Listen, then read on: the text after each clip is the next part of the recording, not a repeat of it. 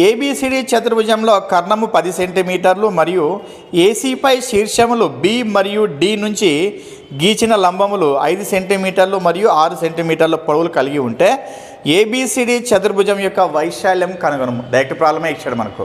A B C D చతుర్భుజ వైశాల్యము అన్నాడు. మరి ఎలా తీసుకోవచ్చు మనం అంటే కంప్లీట్గా ఇలా తీసుకున్నాం అనుకోండి.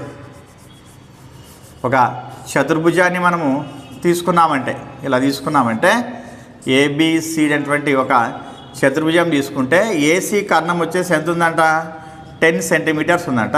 నెక్స్ట్ ఈ బి నుంచి ఏసీకి గీబడినటువంటి లంబం ఒకటి, తర్వాత మళ్ళీ డి నుంచి ఏసీ గీబడినటువంటి ఒక లంబం అని చెప్పి ఇచ్చాడు. మరి వాటి కొలతలు ఏమని ఇచ్చాడంటే మనకు 5 సెంటీమీటర్లు ఒకటి, తర్వాత 6 సెంటీమీటర్లు ఒకటి అని చెప్పి ఇచ్చాడు అనమాట. ఇది 5 సెంటీమీటర్లు, ఇది 6 సెంటీమీటర్లు అనమాట. ఓకే, మరి ఫార్ములా ఏమనకంటే ఇప్పుడు ఇది D1 5 అని రాసుకుంటే D2 వచ్చేసి 6 అని చెప్పి రాసుకున్నామంటే ఈ డిస్టెన్స్లో అంటే లంబ దూరాలు కాబట్టి H1 అని చెప్పి రాసుకుంటాం. H1 H2 అని చెప్పి రాసుకున్నాము.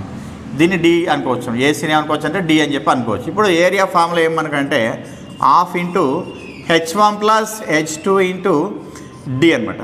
మరి ½ into H1 5 plus H2 6 into D వచ్చేసి ఎంత 10, ½ ఇంటూ 11 ఇంటూ 10, 2 1 జా 2 5 జా 11 5 ఎంత 55 చదరపు సెంటీమీటర్లు అనమాట మనకు. ఓకే, మరి ఎన్నో ఆప్షన్ అంటే మనకి ఇచ్చిన దాంట్లోన 4th option is the right answer అనమాట.